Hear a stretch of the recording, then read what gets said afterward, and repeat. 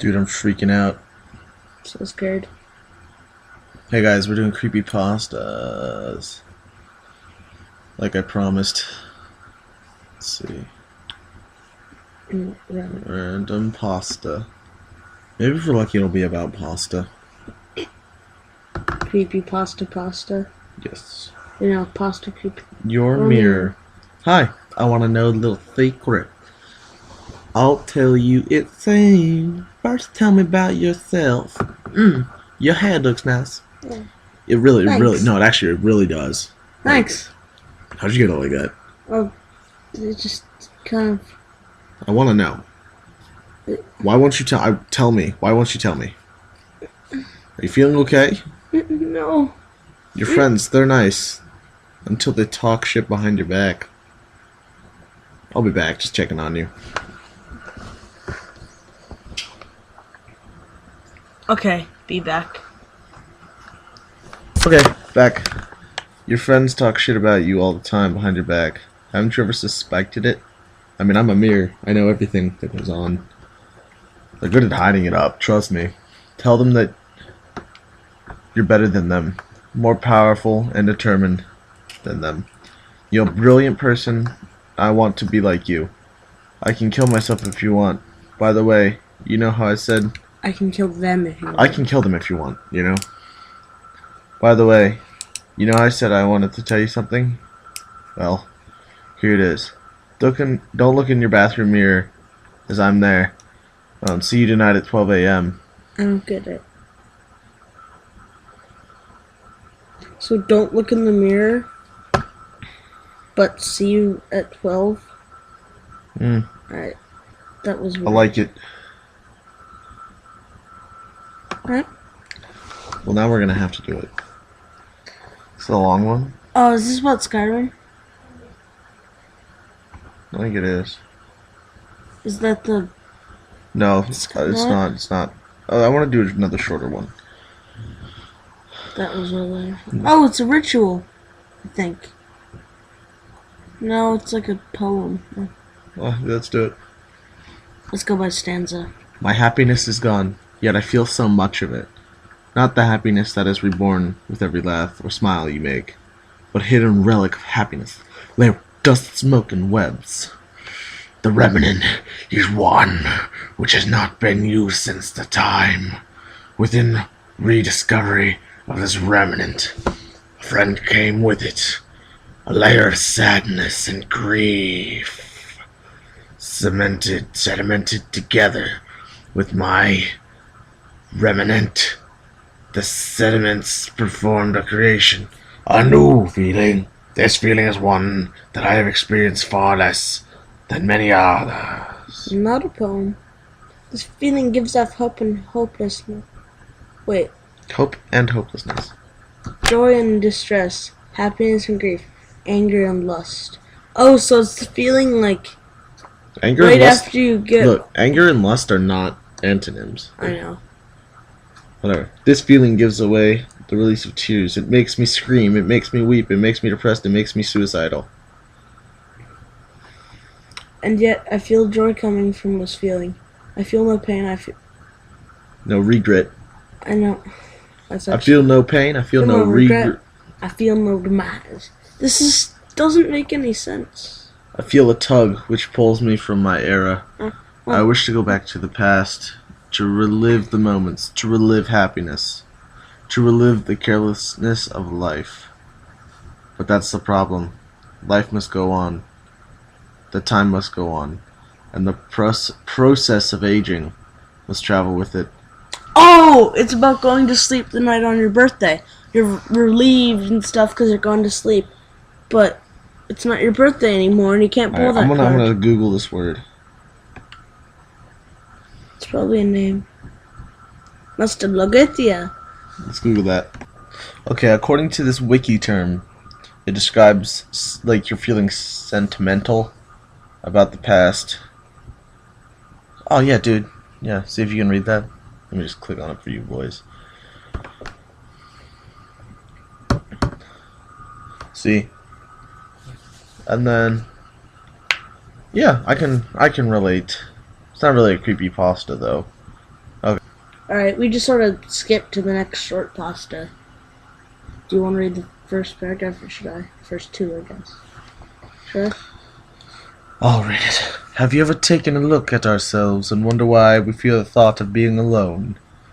We always need to find someone to be with, someone to love us. Be it a husband, wife, or best friend. It's my best friend right here. Lies. We can never truly be isolated. What happens when we are? We then immediately try to surround ourselves with other human beings. Like most animals, we travel in packs. We crave companionship. Oh, it's like not true. It's like I'm like the biggest lone wolf you'll ever meet in your life. I'm like cool though. Like, you know, I'm the coolest guy you'll ever meet. It's a lot like the experiments that they did in the 50s, where they'd stick a tube in your arm, blindfold you, and put things in your ears and keep you sitting there for 40 days. That actually happened. Yeah, they did that in the 40s. Alright. Alright, anyway, sorry. Alright, go. Your turn. Some people say we can live without it. This isn't... Can't live without it. Some people say we can't live without it. This isn't entirely true. You see, some people stay single for the rest of their lives, but even they still have friends. But what if you take all that away? What truly happens to a person who's truly in isolation, completely alone? Boring. Hey, wait. I want to look for something. Oh.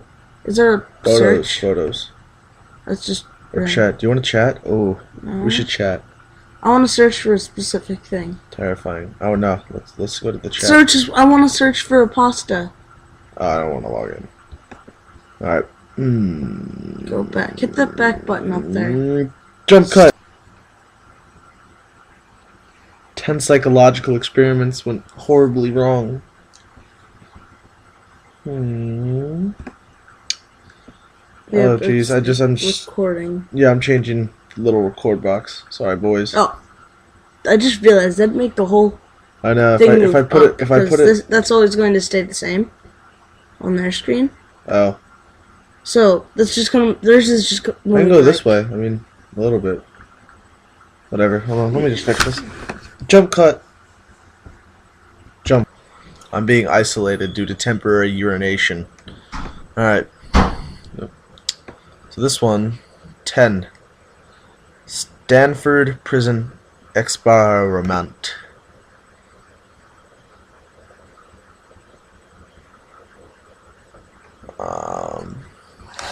In 1971, social physiologist Philip Zimbardo set out to interrogate in the ways in which people conform to social roles, using a group of male college students to take part in a 2-week-long experiment in which they would live as prisoners and guards in a mock prison. However, having selected his test subjects, Zimbardo assigned them their roles without their knowledge, unexpectedly arresting the prisoners outside their own homes. The results were disturbing. Ordinary college students turned into viciously sadistic guards or spinellis, and increasingly distraught prisoners became deeply enmeshed with the roles they were playing. Just after 6 days, this distressed reality of this prison forced Zimbardo to prematurely end this experiment. Wait, so I don't really understand what... Let's just go to the very bottom. Wait, what's that one up? What's the one above that? Elephant on LSD. Oh. Ooh, Pit of Despair. Oh, I want to hear that. Third Wave. Homosexual Aviator. Alright, so let's just do the ones that look cool. Let's do Pit of Despair. Wait, go up a bit. See if there's any cool ones. Is that the one you were talking about? No, originally I was talking about... No, that's a Holocaust thing. I don't want to... Oh, yeah, no. Pit of Despair. Alright. Psychologist Harry Hollow was obsessed with the concept of love, but rather than writing poems or love songs, he performed sick, twisted experiments on monkeys during the 1970s. One of his experiments revolved around confiding the monkeys in a total isolation apparatus he called the Well of Despair. A featureless empty chamber, depriving the animals of any stimulus or socialization, which resulted in his subjects going insane and even starving themselves to death in 2 cases. Harglow ignored.